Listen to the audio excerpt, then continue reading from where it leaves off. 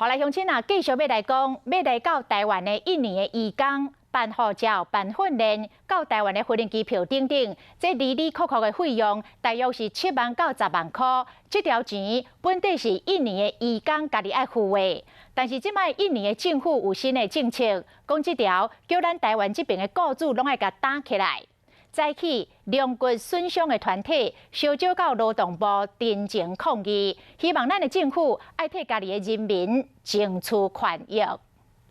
我们要保障雇主权益，我们拒绝私相授受，我们拒绝私相授受。它主要是在训练费用、海外训练费用等等的这些其他衍生的规费，是他出国必要的费用。我们会再跟英方协商，对我国雇主影响很大。我们会增加我们雇主很多的负担，我们一定会站在雇主的权益的角度下，去跟英方做妥善的协调。